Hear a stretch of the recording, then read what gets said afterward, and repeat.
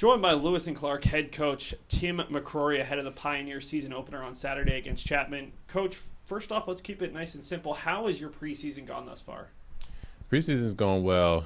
Really love this group. I think this group started to build, maybe 4 or 5 years ago. Just, a group that's cohesive, a group that works together, a group that has a ton of fun, and a group that really feeds off of each other. So it's been extremely fun. We've been working hard. We've been working together. We've had a great group of alums come back and talk to our team about, just that mindset and process to be successful. We've had, parent engagement, alumni engagement. So it's been, just I couldn't ask for more so far in the preseason. It's an interesting group when you look at two of the top scorers in the conference graduate. They're now at D2s. You have two of your bigs who graduate are not back with the team. So you're going to see a lot of new players putting up bigger numbers than they did last year, whether they be incomers or returners. How have you and your staff worked to bring this group together as one cohesive unit when you have a lot of guys who didn't see more than 5 to 10 minutes a game or didn't even see consistent playing time last year on this team?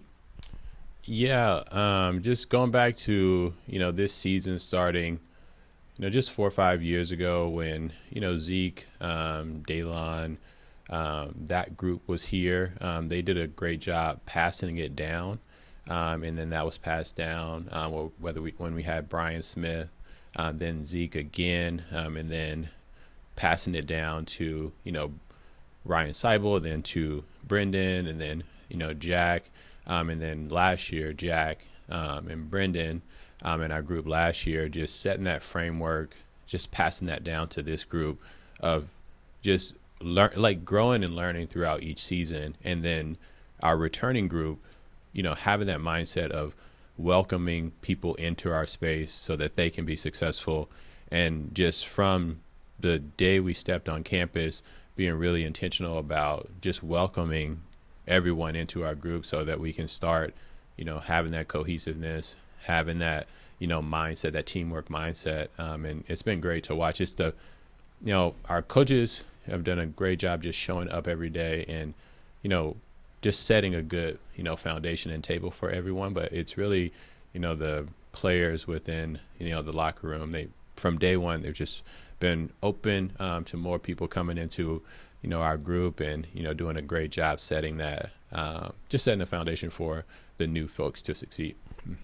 8 incomers, 6 transfers. I know you've had success with transfers in the past, but was that a purposeful thing with the amount of scoring you lost last year to bring in players who had maybe already played at the collegiate level and who might need a little bit less time to adjust?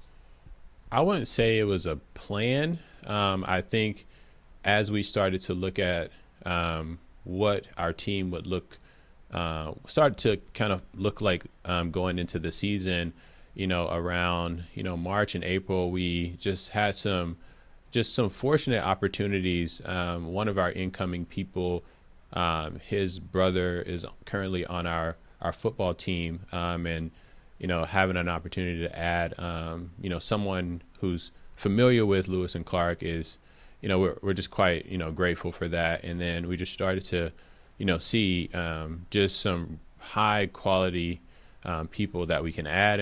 And we just it just started to just go in that direction. I don't think we were intentional, but once it started to, go in a direction where, we could, just be a little bit older as a group, a little bit more professional.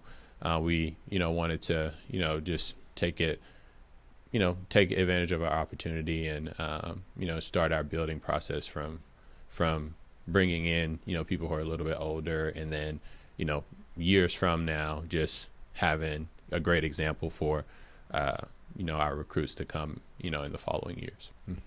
Who are some of the players who have stood out to you, whether they be incomers or returners who are maybe going to be stepping into a larger role this fall?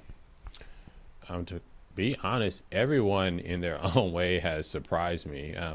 We have one first-year player with us currently, our other first-year, incoming players currently with the football team, and watching someone in their first season with a completely new group just grow and take on that role of being the only, first year player on a team. It's been exciting to watch. I gravitate more towards like the up and coming, the developmental players, because, just setting that foundation for, all of our first and second year players to succeed. So I think the people who have stood out are the, Amos, TJ Muhammad, Sidney Jones, Tyan Jackson, all of our kind of up and coming players, and watching them grow and develop from the challenges, in practice, just going against, older teammates.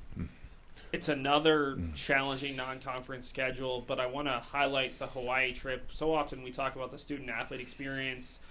What did that opportunity mean to you and to this program to give the student-athletes hopefully a trip that they'll never forget? Yeah, it's everything. So I think we always want to, compete at a high level, but provide a great experience while doing that. So I think going to Hawaii and just having the mindset and thoughtfulness to prepare trips, after this season, I think it just gives just an amazing opportunity for students just to be away from, Portland, Oregon, going into another environment, being able to be challenged by, some competitive teams, and it really challenges the group to just grow and build together. So I think it means everything, and then the trip is just along with the experiences that we want to provide. We have students that come from all different types of backgrounds, all different types of stories, and then once they graduate, maybe they'll take a team to Hawaii, or they'll take a team to New York, and just provide experiences for their community. So just trying to set that foundation, that framework for them, so they can see it, and then hopefully they continue to do those things in their own communities. Coach, what do you see as the expectations and goals for this year's team? The goals for this season, this team is just like I said, it's been building 4 or 5 years ago, and the goals 4 or 5 years ago was to just continue to grow and developing and to build something sustainable. And this group has taken a major step into building a sustainable foundation, whether it's 10, 20 years from now.